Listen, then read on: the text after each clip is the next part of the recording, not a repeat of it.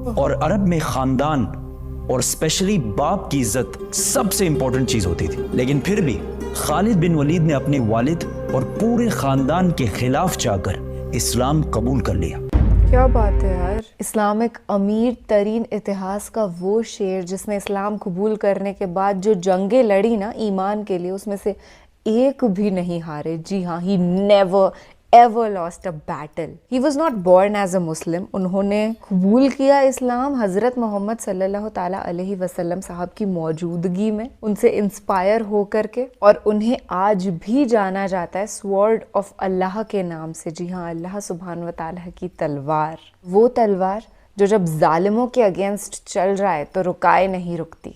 तो उनकी लाइफ का जो फर्स्ट बैटल था एज ए मुस्लिम, वो हम आज एक्सपीरियंस करने जा रहे हैं। हे हाय हेलो नमस्ते जी, सत श्री अकाल, अस्सलाम वालेकुम। मैं निधि शर्मा इंडिया से, और दुनिया गवाह है कि खालिद बिन वलीद साहब जैसे क्रांतिवीर वॉरियर सदियों में कभी एक बार पैदा होते हैं, और उनकी पहली जंग को एक्सपीरियंस अगर हम कर पा रहे हैं किसी वीडियो के ज़रिए, तो ये बहुत ही सौभाग्य की बात है। इस्लाम के हवाले से ईमान को मद्देनज़र रखते हुए काफिरों के अगेंस्ट जो उन्होंने लड़ाइयाँ लड़ी थी, उनका जब तक ये कायनात एग्जिस्ट करती है तब तक सम्मान किया जाएगा। और क्योंकि महापुरुषों ने ईमान के लिए अपनी जानें कुर्बान कर दी उस वक्त में, तो हर मुसलमान को ना हमेशा ईमानदार होना ही चाहिए, क्योंकि जो शहीद हुए हैं उनकी जरा याद करो कुर्बानी। सुलह हुदैबिया का एक पॉइंट ये था कि 10 साल तक मुसलमानों और काफिरों के दरमियान कोई लड़ाई नहीं होगी। इससे मुसलमानों को थोड़ा टाइम मिला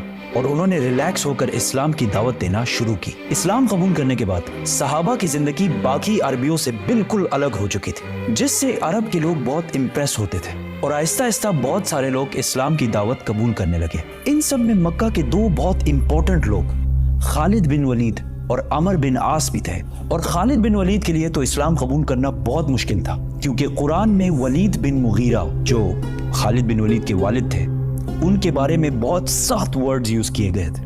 और अरब में खानदान और स्पेशली बाप की इज्जत सबसे इंपॉर्टेंट चीज होती थी। लेकिन फिर भी खालिद बिन वलीद ने अपने वालिद और पूरे खानदान के खिलाफ जाकर इस्लाम कबूल कर लिया। क्या बात है यार।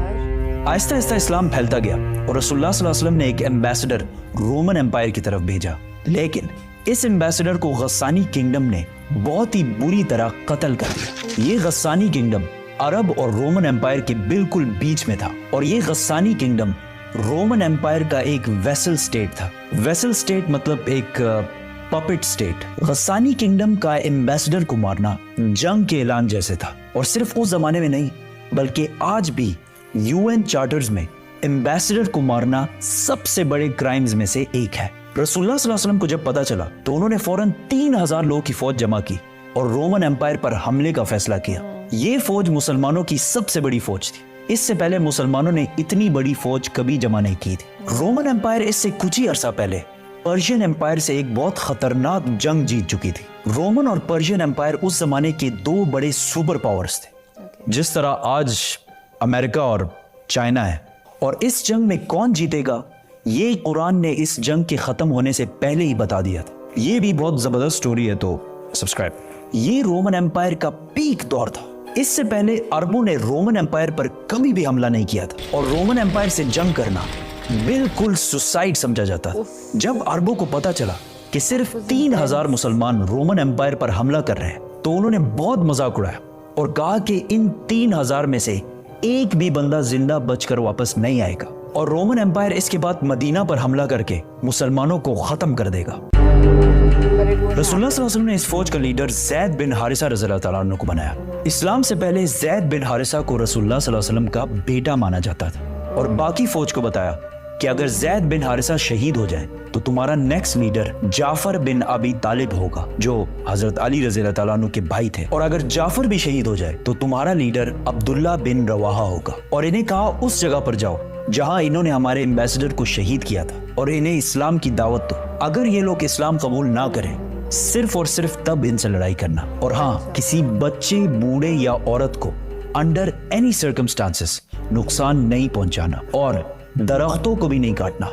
जैद रज़ियल्लाहु ताला अन्हु 3000 फौज लेकर रवाना हुए। तो रास्ते में उन्हें पता चला कि रोमन्स 2 लाख फौज लेकर मुसलमानों की तरफ आ रहे हैं। 2 लाख 3000 वर्सेस 2 लाख।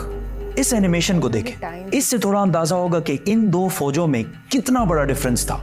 ये है एग्जैक्टली 3000 लोगों की फौज और इसके सामने ये है 2 लाख लोगों की फौज।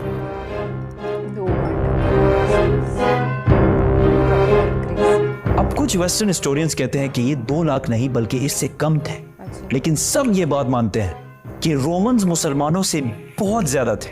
मुसलमानों के एक ग्रुप ने सोचा कि हमें मदीना से और फौज का इंतजार करना चाहिए, लेकिन मुसलमानों के तीसरे जनरल अब्दुल्ला बिन रवाहा ने कहा कि हम जंग या जीतेंगे और या शहीद होंगे, जंग छोड़ के जाने वाला कोई ऑप्शन नहीं है। तो यहां मुसलमानों ने एक जबरदस्त प्लान बनाया। वो इस जगह को छोड़कर जहां पहले लड़ाई होनी थी पीछे हटे और मुता के 2 पहाड़ों के दरमियान रुके। अब इसका क्या फायदा था? फायदा ये था कि अगर ये 2 पहाड़ ना होते और मुसलमान 2 लाख रोमन्स पर हमला करते तो रोमन्स मुसलमानों को चारों तरफ से घेर कर खत्म कर सकते थे। लेकिन इन 2 पहाड़ों की वजह से रोमन फौज ज्यादा स्ट्रेच नहीं हो सकती थी, तो लड़ाई में इनके ज्यादा नंबर्स होने का इतना फायदा ना होता। दोनों फौजों ने हमला किया और लड़ाई शुरू हुई। जैद बिन हारिसा ने मुसलमानों की फौज का झंडा उठाया और बहुत फियर्स लड़ाई की, लेकिन वो शहीद हो गए। तो रसूलुल्लाह सल्लल्लाहु अलैहि वसल्लम के ऑर्डर के मुताबिक मुसलमानों के दूसरे जनरल जाफर बिन अबी तालिब ने झंडा उठाया और लड़ने लगे, लेकिन जिस हाथ में उन्होंने झंडा पकड़ा था वो हाथ कट गया। तो उन्होंने दूसरे हाथ से झंडा उठाया, लेकिन दूसरा हाथ भी कट गया और जाफर रज़ियल्लाहु ताला अन्हु शहीद हो गए। जंग के बाद इनके जिस्म पर तलवार के 50 निशान मिले और इन 50 में से एक भी पीठ पर नहीं था, सारे के सारे फ्रंट पर लगे थे। तो अब ऑर्डर के मुताबिक अब्दुल्ला बिन रवाहा नए जनरल बने और बहुत सख्त लड़ाई के बाद वो भी शहीद हो गए। फिर एक मुसलमान ने झंडा उठाया और जोर जोर से सबको कहने लगा कि जल्दी आपस में एक लीडर चूज करो, वरना हमारी पूरी फौज बिखर जाएगी। ये जंग मदीना से 1000 किलोमीटर दूर मुता में हो रही थी, लेकिन रसूलुल्लाह सल्लल्लाहु अलैहि वसल्लम ने इस जंग के बारे में मदीना में मुसलमानों को पहले ही बता दिया था कि सबसे पहले जैद ने झंडा उठाया और वो शहीद कर दिए गए। उसके बाद जाफर ने झंडा उठाया और वो भी शहीद कर दिए गए। उसके बाद अब्दुल्ला बिन रवाहा ने झंडा उठाया और वो भी शहीद कर दिए गए। उसके बाद मुसलमानों ने सैफुल्लाह, अल्लाह की तलवारों में से एक तलवार को अपना लीडर बना लिया है। इस फौज में अब तक खालिद बिन वलीद एक आम सिपाही की तरह लड़ रहे थे और लड़ते लड़ते 9 तलवारें तोड़ चुके थे और ये मुसलमानों की तरफ से उनकी पहली जंग थी। तो सारों ने unanimously without any doubt Khalid bin Walid को जंग के दरमियान ही अपना लीडर और जनरल बनाया। खालिद बिन वलीद रज़ियल्लाहु ताला अन्हु को पता था कि रोमन्स को इस जंग में हराना इम्पॉसिबल है, लेकिन अगर वो ये जंग छोड़कर चले गए तो रोमन्स मुसलमानों को कमजोर समझकर मदीना पर भी हमला कर सकते हैं। तो अब मुसलमानों को एक ऐसी गेम खेलनी थी कि मुसलमान वापस भी चले जाए और रोमन्स इन्हें कमजोर समझकर इन पर हमला भी ना करें। तो उस रात खालिद बिन वलीद रज़ियल्लाहु ताला अन्हु ने अपनी फौज को रीशफल किया, मतलब राइट वालों को लेफ्ट और पीछे वालों को आगे किया। अगले दिन जब जंग शुरू हुई तो पहाड़ों से धुआं उठने लगा और कुछ ड्रम्स की आवाजें आना शुरू हुई। तो रोमन्स को लगा कि मुसलमानों की मदद के लिए मदीना से एक बहुत बड़ी फौज पहुंच गई है और आहिस्ता आहिस्ता मुसलमानों की फौज बहुत ही ऑर्गेनाइज्ड और प्लान्ड तरीके से जंग से पीछे हटने लगी। ऐसा लग रहा था कि मुसलमान चाहते हैं कि रोमन्स इनका पीछा करें और वो इनको ट्रैप कर दें।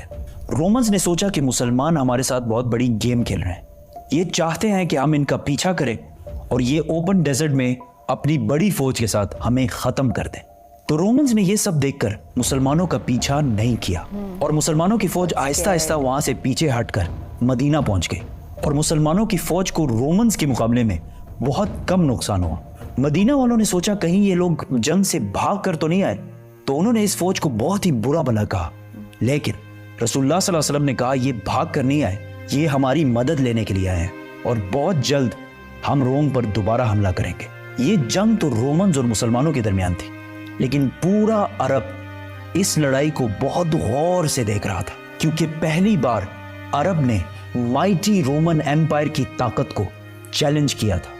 तो जब उन्होंने देखा कि 2 लाख फौज से लड़ने के लिए सिर्फ 3000 लोग गए और ठीक ठाक वापस भी आ गए, तो ये अरब की तारीख में बहुत ही इम्पॉसिबल काम हुआ था, जिससे बाकी अरब के दिलों में मुसलमानों के लिए बहुत इज्जत पैदा हुई। और अरब के वो कबीले जो हर जंग में, खंदक, बदर, ओहद में मुसलमानों के हमेशा खिलाफ होते थे, जंगे मुता के बाद इस्लाम की तरफ आने लगे और मदीना की ये छोटी सी रियासत आहिस्ता आहिस्ता हर तरफ फैलने लगी। अब यहाँ कुछ हिस्टोरियंस कहते हैं कि रोमन्स इतनी छोटी फौज से जंग सिर्फ इसलिए हारे क्योंकि रोमन एम्पायर कुछ साल पहले पर्शियन एम्पायर से जंग के बाद बहुत कमजोर हो चुकी थी। उस जंग में पर्शियन एम्पायर ने रोमन एम्पायर को बिल्कुल तबाह बर्बाद कर दिया था। लेकिन उसी टाइम कुरान के सूरह रोम में कहा गया था कि ये जंग पर्शियंस नहीं, रोमन्स जीतेंगे। और ये भी बहुत इंटरेस्टिंग स्टोरी है। सब्सक्राइब। हमें वो स्टोरी भी सुननी है भाई। बहुत बहुत ही अमेजिंग हिस्ट्री से हमको रूबरू करवाया हमारे प्यारे से भाई ने, जिनके चैनल का नाम है Kohistani. And it definitely is unbelievable. आज के दौर में भी अगर सारे नॉन मुस्लिम्स को बताया जाए कि ऐसा कुछ हुआ था, इनफैक्ट मुसलमानों को, बहुत सारों को नहीं पता होगा, एक ऐसी जंग लड़ी गई जहां 3000 सैनिकों ने लिटरली 2 लाख रोमन एम्पायर से बिलोंग करने वाले माइटी रोम के पावरफुल लोगों को पछाड़ दिया। ये किसी चमत्कार से कम नहीं है। और ये हुआ अक्लमंदी से खालिद बिन वलीद साहब की, कि उन्होंने कैसे स्ट्रैटेजिकली सारी चीजें प्लान एंड प्लॉट करी कि ऐसे हम पहाड़ के पीछे रहेंगे, फिर उनको आभास करा देंगे कि जैसे बहुत बड़ी एक कम्युनिटी हमको सपोर्ट करने के लिए आ गई है। And he got succeeded. तो लाइफ में हार्ड वर्क हमें करना ही चाहिए। Talent without hard work is nothing, पर स्मार्ट वर्क सबसे ज्यादा जरूरी है। एक तो हमने अपनी इस नोज को ऐसे टच कर लिया और एक हम पूरा हाथ घुमा करके ऐसे टच करें। टास्क वही है सिंपल सा, पर जो मेहनत है उसमें बड़ा डिफरेंस आ जाता है। एक बंदा स्मार्टली कर लेता है और एक बंदा बहुत ही मुश्किलात से करता है। तो खालिद बिन वलीद रजी अल्लाह ताला अन्हो जैसे वॉरियर्स से हमको सीखना चाहिए और हम निरंतर सीखते रहेंगे। फिलहाल के लिए बस इतना ही। आपसे मैं चाहूंगी इजाजत। मिलेंगे जल्द ही ऐसी किसी बेहतरीन वीडियो के साथ। तब तक के लिए रखिएगा अपना ढेर सा ख्याल और खुश रहिएगा। सबसे इम्पोर्टेंट है खिलखिलाते रहना और नेक आमाल करना। शब्बा खैर, शुभ रात्रि, अल्लाह हाफिज।